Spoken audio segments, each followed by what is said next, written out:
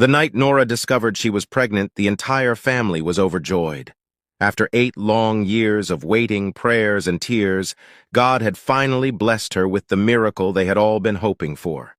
It was her first pregnancy, and the happiness in their home was unmatched. Everyone hugged her, her husband John couldn't stop smiling, and her heart was filled with hope and gratitude. Later that night, as Nora lay on her bed, she gently placed her hands on her tummy and whispered, "Thank you, God." Feeling a sense of peace, she slowly drifted to sleep. But her sleep was not peaceful for long.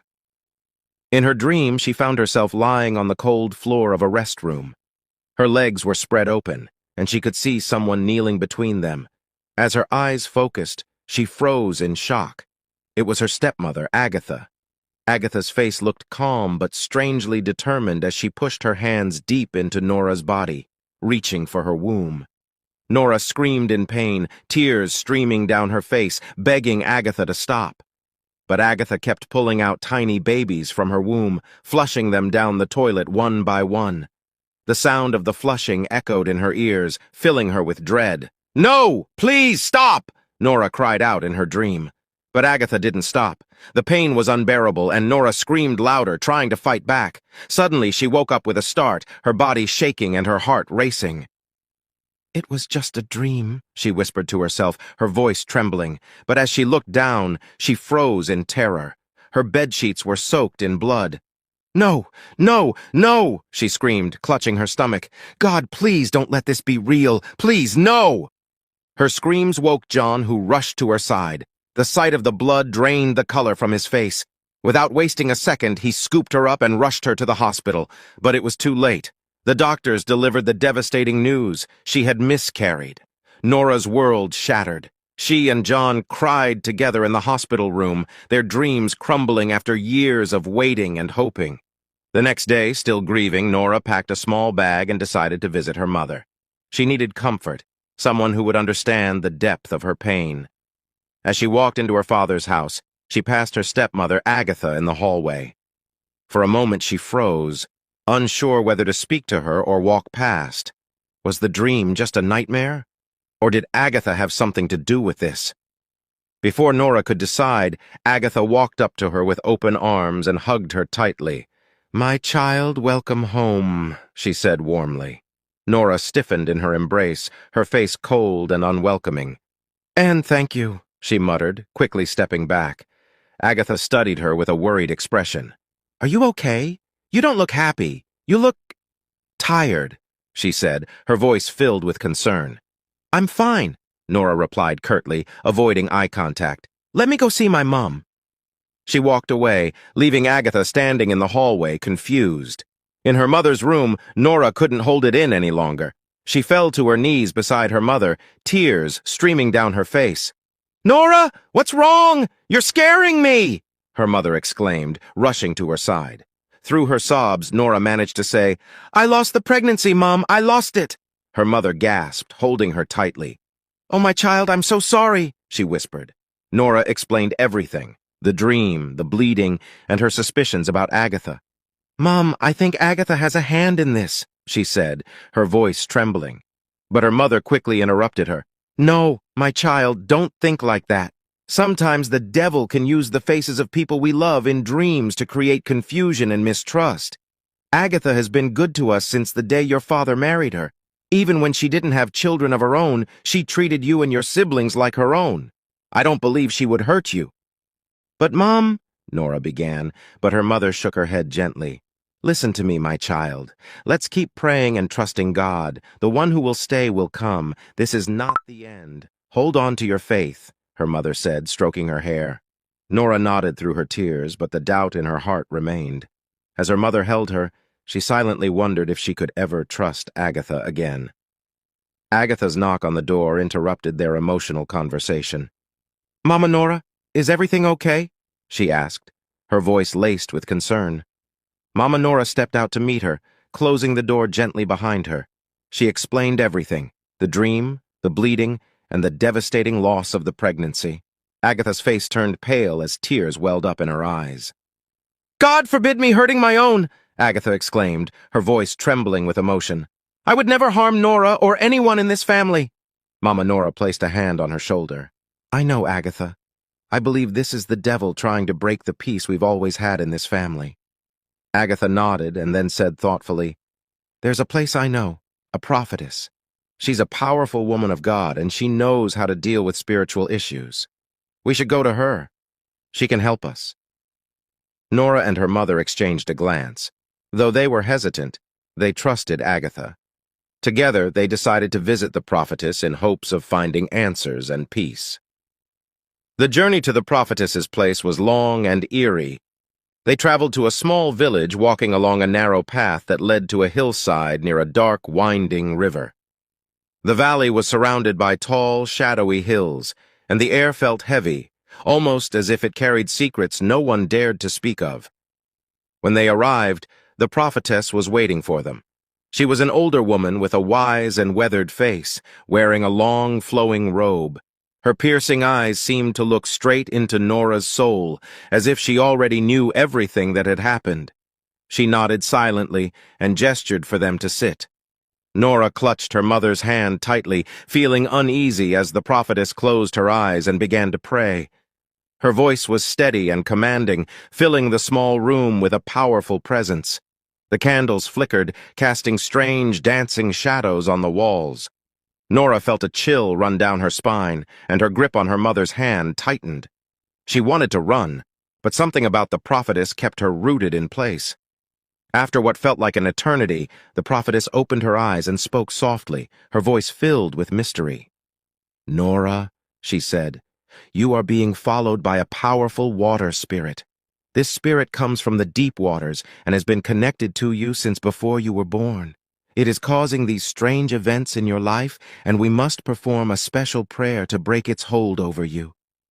Mama Nora's face turned pale as she held Nora's hand tighter. Please, do whatever you must to help my daughter, she pleaded. The prophetess shook her head slowly. This cannot be done without her husband's presence, she said. You must return in the morning with him. Bring something from Nora's childhood, preferably a piece of her baby clothing. Tonight, however, we must begin the first prayer. Only I and her stepmother can perform it. Nora will stay here with us. Do not worry. She will be safe. Mama Nora hesitated, her heart heavy with worry. She didn't want to leave her daughter behind, but she had no choice. She held Nora's hand and whispered, Be brave, my child. I'll be back in the morning with John. Trust God, and trust these women to help you. As her mother effed, Nora felt a knot of fear tighten in her stomach. She sat quietly as the prophetess began preparing for the night. She lit candles and sprinkled water around the room, murmuring prayers under her breath. The flickering candlelight cast eerie shadows on the walls, making the room feel mysterious and slightly spooky. Agatha stayed by Nora's side, holding her hand and whispering words of comfort. Don't be afraid, my child. We are here to help you. But as the night deepened and the air grew colder, Nora couldn't shake the feeling that something extraordinary and terrifying was about to happen. Late that night, when the world was silent and still, the prophetess called Nora. The small room was dimly lit, with candles flickering and casting strange, dancing shadows on the walls. The air felt heavy, as if the room held secrets too big for words.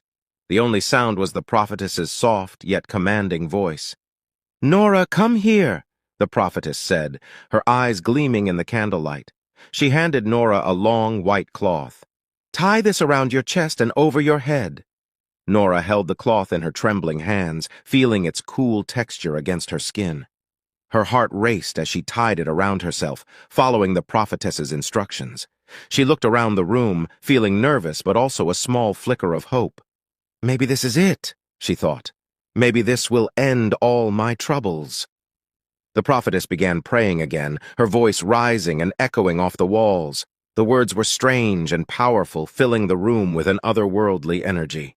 Nora closed her eyes and tried to focus, but her fear grew with every passing second. Then, an hour later, the prophetess brought out a thick rope. She walked toward Nora and began tying her hands together tightly. Nora's heart pounded in her chest. Why are you tying my hands? She asked, her voice shaking. Stay strong, child, the prophetess said, her tone calm but firm. This is the only way to drive the spirits away." The prophetess pulled out 3 large sticks and raised them high. With a loud crack, the first strike landed on Nora's back. Nora gasped in pain, tears springing to her eyes. "Why are you doing this?" she cried out. "Be strong," the prophetess repeated. "This pain will set you free. It's the only way to break the hold of the spirits." The beating continued, each strike sharper and heavier. Nora sobbed, her tears streaming down her face, but she didn't resist. She closed her eyes tightly, praying that this would be the end of her suffering. With every strike, she whispered silently, "God, please let this be the last time." When morning came, Agnes and John arrived at the prayer house carrying everything they had been told to bring: baby clothes, salt, and an old family photograph. The moment John saw Nora, his heart broke. Her body was bruised, her face pale, and her eyes filled with pain. He ran to her, holding her tightly. "Who did this to you?" he asked, his voice trembling with anger and heartbreak. He looked down and saw the red, swollen marks on her back and arms. Tears filled his eyes as he held her close. Nora took a deep breath, her voice barely a whisper. "It's over now," she said, trying to reassure him. The prophetess walked into the room carrying a small waist bead. She handed it to Nora and said, "Wear this on your waist and never remove it. With this, no witchcraft can harm you again. There will be no more loss of pregnancy." Nora and John left the prayer house that afternoon, their hearts heavy but hopeful. As they traveled back to the city, they clung to the hope that their nightmare was finally over. But deep down, something didn't feel right. Late that night, John sat up beside Nora, pressing a warm towel against her bruised back. The room was quiet except for their breathing and the occasional hiss of the hot water. "Baby," John said softly, breaking the silence, "do you really think this prophetess is real?" Nora winced as the towel pressed against a sore spot. "Yes, John, she is real. My stepmom took me to her before, and it was after that visit that I conceived for the first time. I didn't want to tell you before because I was desperate. I needed answers." John paused, his brow furrowed. "Something feels off about that place. I can't explain it, but it doesn't sit right with me." Nora didn't reply immediately. She stared at the wall, her mind replaying the events of the night before. The beating, the prayers, the strange energy in the room, it all felt like a distant dream. But was it? As the clock ticked on, a shadow of doubt crept into her heart. Was the nightmare really over? Or had it only just begun? 2 months after her last miscarriage, Nora discovered she was pregnant again. The joy was indescribable. She rushed to tell her husband John, with tears in her eyes. "I told you the prophetess is real!" she exclaimed, her voice trembling with excitement. "Her prayers are working. Her church is growing so fast because of the good work she does in God's name." John hugged her tightly, relieved but still cautious. "Let's keep praying," he said softly, though a part of him remained uneasy. The pregnancy progressed smoothly. Nora glowed with happiness, and every visit to the doctor confirmed that the baby was healthy. They began preparing for their long-awaited child. Everything felt perfect, until the pregnancy clocked exactly 20 weeks. That night, Nora drifted off to sleep. In her dream, she found herself in the same dreadful scene as before. She was lying on the cold restroom floor, her legs wide open. Her stepmother, Agatha, stood over her again, pulling babies out of her womb and flushing them down the toilet. Nora screamed in agony, begging her to stop, but Agatha didn't listen. She woke up with a jolt, her heart pounding like a drum. As her eyes adjusted to the darkness, she noticed her bedsheet soaked with blood. "No!" she cried out, her voice breaking. "Not again!" John rushed to her side, panic written all over his face. He scooped her up and rushed her to the hospital, but the worst had already happened. The doctors confirmed she had miscarried. From that day on, it became a heartbreaking cycle. Nora would conceive, and exactly at 20 weeks, she would lose the pregnancy. They visited the best hospitals in the country, but every doctor said the same thing. There was nothing physically wrong with her. Nora's stepmother, Agatha, kept encouraging her. "My child, have faith and stay close to Prophetess Thunder. She's a great woman of God." You heard my story. Before your father married your mother, I was barren for 18 years. But when I met Prophetess Thunder, everything changed. In 2 years, I gave birth to your stepsisters. Hold on to her. We will win this battle. For 2 years, Nora continued to miscarry every pregnancy at 20 weeks. The constant loss broke her spirit. She became a shadow of herself, and one night she couldn't hold it in any longer. She woke her husband, tears streaming down her face. "John, it's clear now," she said, her voice trembling. "God doesn't want us to have children. I've seen so many women visit Prophetess Thunder and carry their children, even my friend Adora. Maybe I'm meant to live and die without a child, but you, my love, don't deserve this. I can't let you be part of my misfortune." John shook his head, his voice firm. "No, Nora, we will go through this together. God will bless us with our own children." Nora looked at him with pleading eyes. "John, I've already spoken to Agatha. You should marry my stepsister, Terry. She will give us children. Please, do this for me." John jumped out of bed, his voice filled with disbelief. "God forbid!" he shouted. "How can you even suggest such a thing?" "Please, John," Nora begged, holding his hand. "It's the only way. At least she's my sister, and we can be one happy family." But John refused, his heart heavy with sadness and anger. Late one night, John sat alone, his mind racing. "God, I know you will not forsake me," he whispered. "The time is now." The next morning, he packed a bag and told Nora, "I have an urgent business meeting. I'll be back in 3 days." Though worried, Nora nodded. "Safe trip, my love." John drove for hours until he reached the old, crumbling house where he had grown up, the place where his parents were buried. The house stood alone in a desolate field, surrounded by silence and memories. He stripped himself naked and knelt on the cold floor. "God, show me the root of our problems," he prayed, tears streaming down his face. He cried, fasted, and prayed for 3 days straight. On the final night, as he lay exhausted, he heard a clear voice. "Remove the waist bead and set it ablaze on the day the pregnancy clocks 20 weeks. John sat up, startled. At first he thought he had imagined it, but the instruction grew stronger in his spirit. Back home, John convinced Nora to try again. Reluctantly, she agreed, and soon she was pregnant once more. During the pregnancy, Nora was placed on strict bed rest, but she continued to visit Prophetess Thunder secretly, against John's wishes. When the pregnancy reached 20 weeks, Nora grew terrified. That night, she sat up in bed with John, clutching her stomach. "Honey, let's stay awake tonight," she said. "I want to see the demon that comes to take my child." John nodded, though he had his own plans. He gently mixed a sleeping pill into her drink. "Drink this, my love," he said. "It'll help you relax." Nora hesitated, but drank it anyway. Moments later, her eyelids grew heavy, and she drifted off to sleep, unaware of what John had planned next. Late that night, while Nora slept peacefully, John quietly removed the waist bead from her waist. His hands trembled as he held the thin string, knowing this was no ordinary piece of jewelry. He walked into his small prayer room, clutching it tightly, and knelt on the floor. "Lord, I don't know what's happening, but I trust you," he whispered.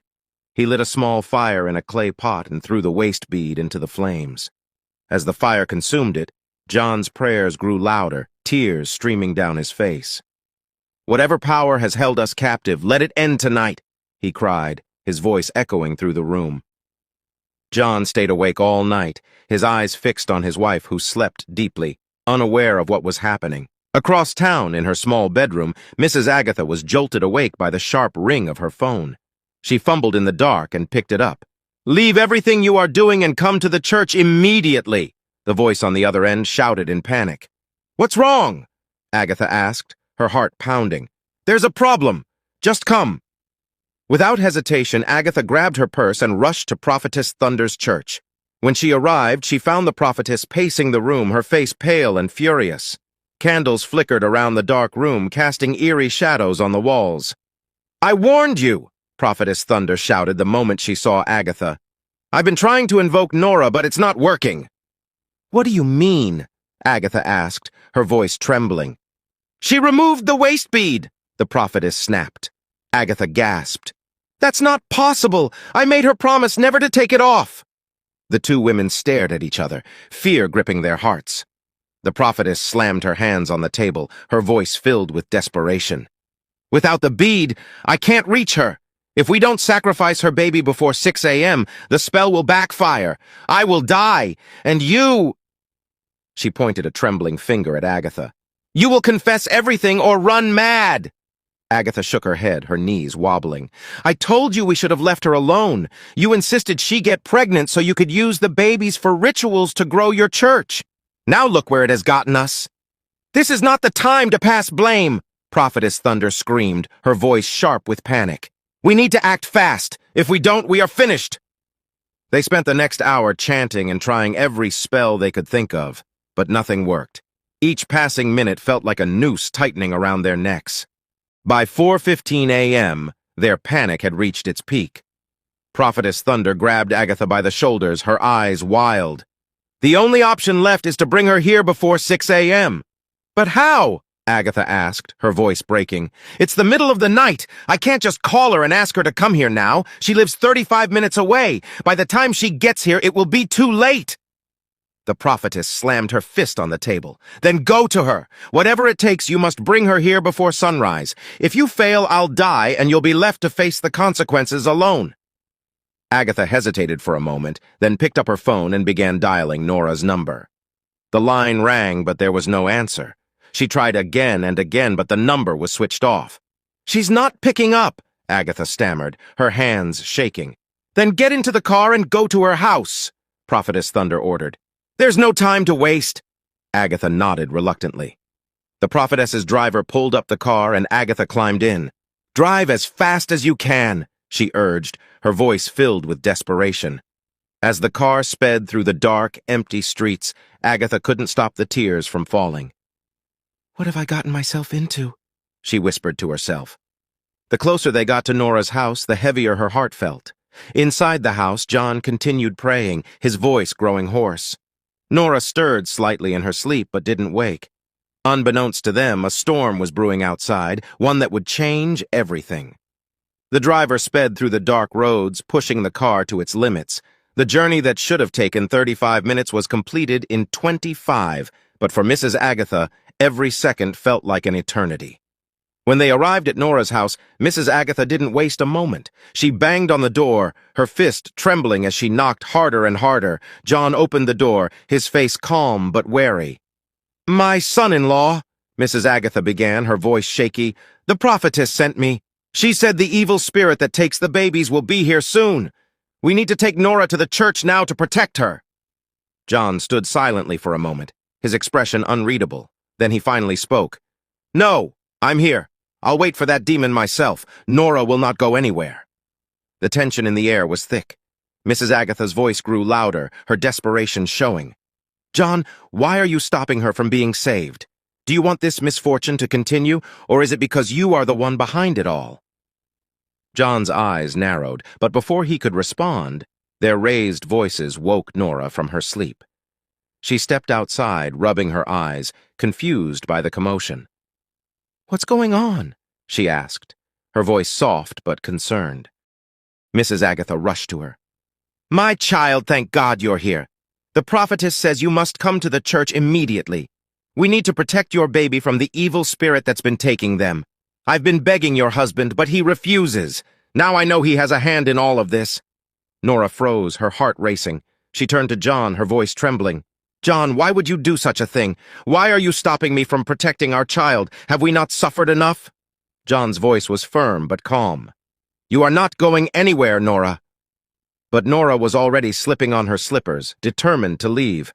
"I must go. I have to protect my child." John's voice boomed, his words cutting through the night. "If you step out of this house, this marriage is over." Nora stopped in her tracks, her breath hitching. Tears streamed down her face as she turned to face John. Her heart was torn between her husband, who had stood by her through years of heartbreak, and the safety of her unborn child. Mrs. Agatha, seeing the hesitation, whispered urgently, "Nora, you must think of your baby. Even if it means leaving John, you have to go." Nora stood still, speechless, as the seconds ticked by. Finally she spoke, her voice filled with sorrow. "If this is how you want it, John, then so be it. but I will do whatever it takes to protect my child." She walked toward the car, her steps heavy, and got in. Mrs. Agatha quickly followed, urging the driver to start the car, but just as they were about to drive off, Nora called out, "Stop the car!" The driver hit the brakes, and Nora stepped out. She walked slowly back toward John, her face streaked with tears. "I love you, John. You've stood by me through everything. I don't want to believe you could ever harm me or our children. I'll stay, but if anything happens to this baby, I will never forgive you." John's eyes filled with tears as he nodded silently. Mrs. Agatha ran after her. "Nora, no! You must come with me. It's almost time." Nora turned to her. "Big Mummy, go home. I'm staying here." A chill ran down Mrs. Agatha's spine. "No, no, no," she cried, desperation creeping into her voice. "You don't understand. You have to come with me." Her behavior made Nora pause. "Why does she want me to come so badly?" Nora thought to herself, suspicion growing in her mind. The clock struck 5:45 a.m. With just 15 minutes left, Mrs. Agatha grew frantic. Her hands shook, her breathing quickened, and then suddenly she dropped to her knees. "Please, I'll confess!" Nora and John exchanged a shocked glance before stepping closer. "Confess what?" they asked in unison. Mrs. Agatha sobbed uncontrollably, her voice barely audible. "It was me, all these years. I was jealous of Mama Nora. She took everything from me, my husband, my home, the love I once had, and now she has everything. Her daughter is married, her son doing.